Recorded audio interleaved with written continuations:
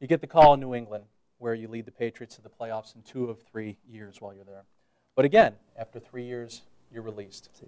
I didn't even look at the cards, and I knew it was coming. If you want, we can change it so you win the Super Bowl in spectacular fashion. Yeah. You're 47, 48 years old at the time. You're in the prime of your coaching career. You've been fired twice as a head coach in the NFL, and the last time with some comments about your laid-back coaching style. Did you ever lose confidence or wonder if your best days or best opportunities were behind you? Yeah, I got a long answer for this, okay? But let me answer the question that you just asked first off. When that happened, and when I got fired at New England, I knew for a whole year it was likely to happen if we didn't just have a tremendous season. We wound up 8-8 and didn't get it done and got let go. And again, in my mind, now you guys got to realize I'm holding on to some really firm thoughts here. That at that time, because of the structure of the organization and how we were positioned with 3 heads running the club, there was no chance for me to do it the way I had been hired to do it. Bring in the philosophy that you learned at San Francisco when you were there with Coach Seifert and Coach Walsh, and we'll back out of the way and go ahead and take it and run it just the way you want to. That didn't happen from the first time we scheduled our first mini camp meal, and I told them what we were going to have to eat. I said, we can't give them that kind of food at a mini camp, you know, and we're going to get sandwiches and hot dogs, and and right off the bat, something was wrong. This was not the kind of freedom that you needed to run this program in the manner that we were going to run it in. So I battled for 3 years to try and structure it enough so that we could maintain it, but it wasn't sound enough structure to run an organization the way we had to run it, especially when you have a different style and a unique way of doing it compared to Attila the Hun following Bill Parcells, right, which was very difficult, and I was willing to take that challenge on. So let me back up, because for guys young people that are have job issues and opportunities, I was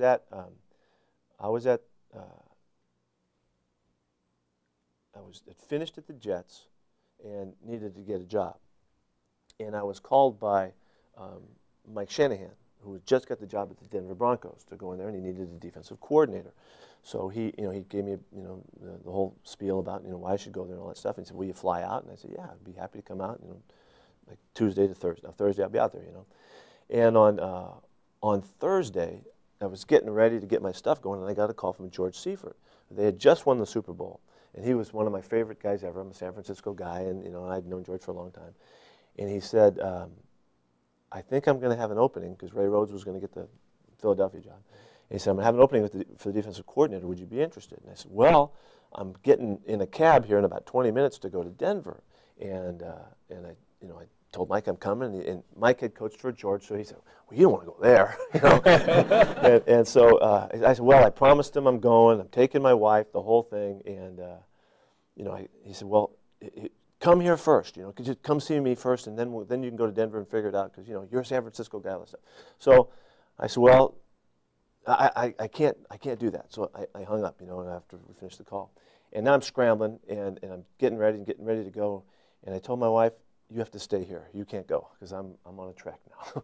I got to figure this thing out. So I'm riding in the cab going to the airport, and thinking it over, what is the right thing to do here? Because San Francisco, man, I'm a Niner guy, I grew up in the whole thing. I love the thought of it, love the coach of San Francisco, but I'd promised Mike Shanahan that I'd go there first. So I got to pull over on the LIE there in New York, and got to a phone and called up George. And George said, I don't have any time to talk. He said, he was getting on a helicopter to fly to the airport to go to be on the Tonight Show down in L.A. He was scrambling. I said, George, I'll be there tomorrow night, but I can't get there right now. Okay, I'm going to go to Denver first. So he said, okay, boom. So I go to the Denver thing, and I get there and go through the morning interview. The next morning, flew all, it was a kind of almost a red-eye deal. Have a great visit there with Mike, offers the job, all of that. This is the team that had lost a bunch of games, just hired a new coach. Expectations were nowhere.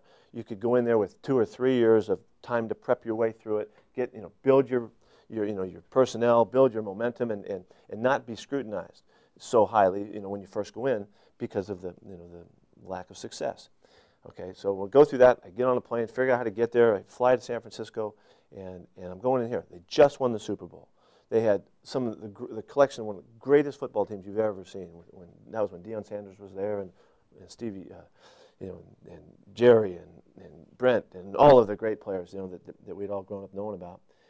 And so I go to interview with George, and we have dinner, and we have a blast, it's fun, and all. He says, well, will you take the job? And I said, I can't do it. He goes, well, what do you mean? You can have the job. We'll pay you this, we'll do this, and all this stuff, trying to make it great.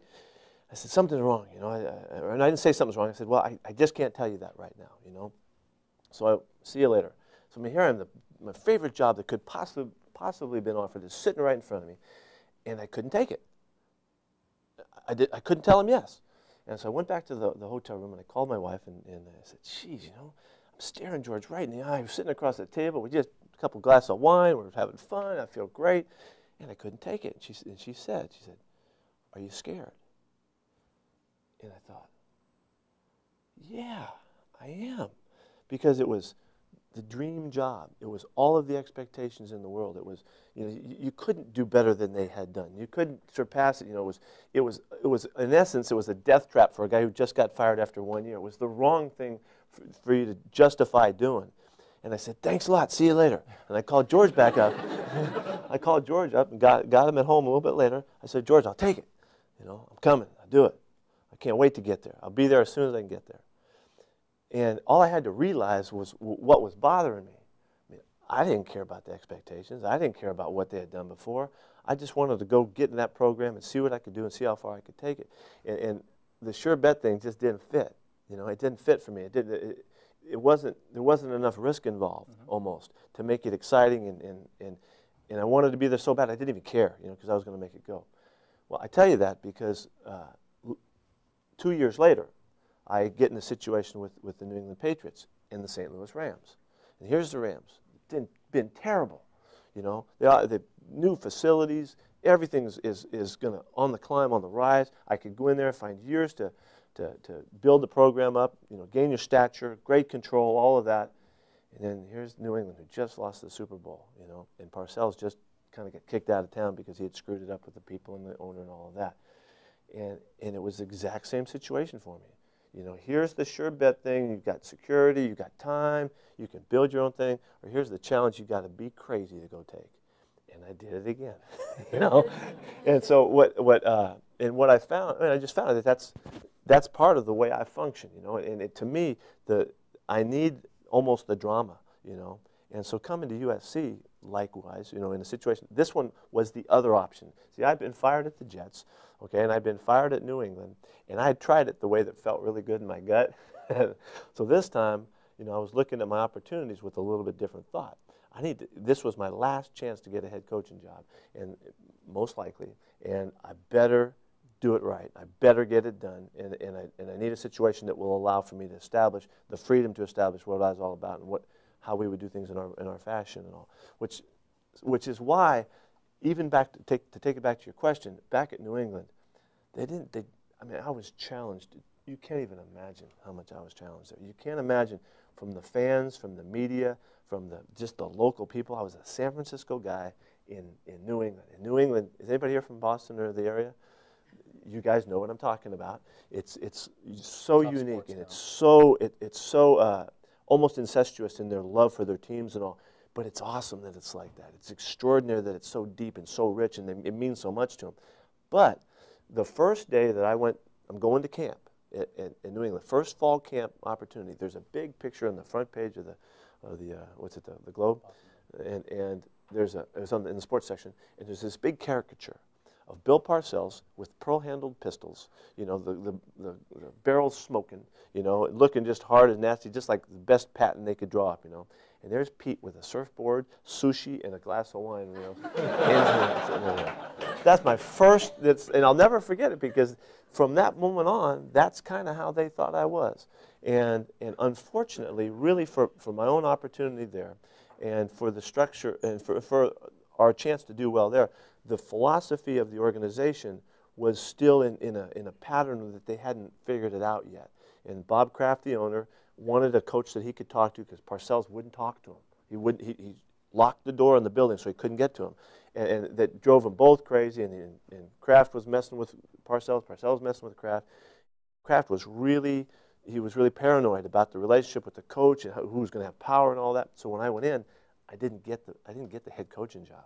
I got the guy that's called the head coach, but I wasn't in charge.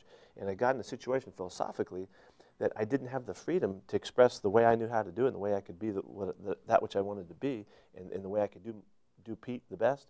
And so it was a struggle from the word go. I'll tell you one more story about this.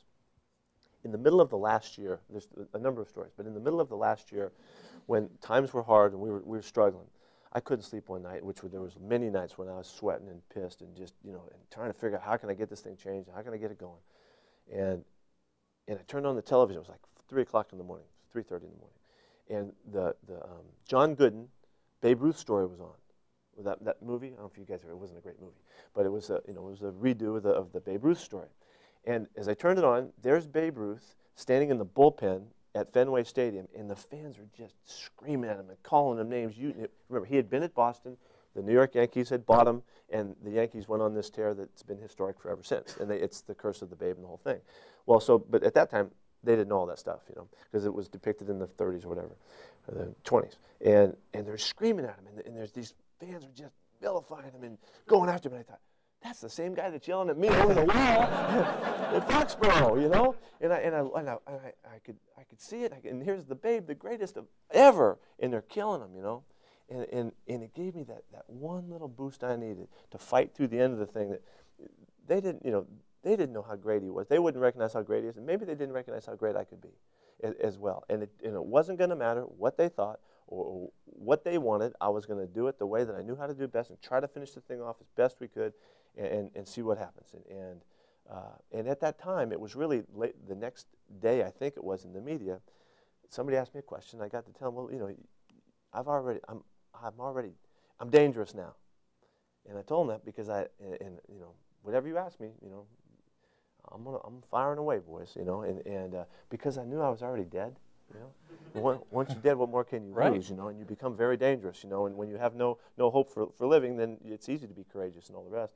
And so I finished off in a pretty good little run, and we did some good things at the end of that year, and got to 8-8, and had the opportunity to talk to the owner on the way out the door, right after the game, and which I made him tell me before the game that I was going to be fired, so I knew it was my last game, and we won, which was great, and I went down to his office, and I said, I've been saying this for years. When you hire Billy, which we all knew he was going to hire Billy Belichick at the time, it was already in the works and all of that. You guys, we have known that already. And I said, when you hire Billy, will you do like we've been talking about for 3 years? Give him the chance to do it his own way.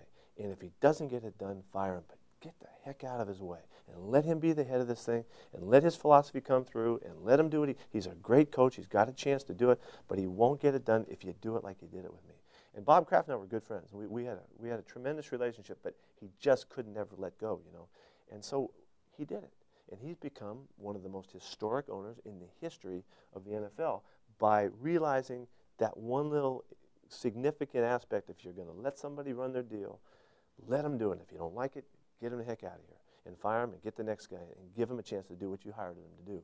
So that's the long story of it all. But it's significant for you guys in the situations that you're in. And I'm not trying to end the talk here tonight.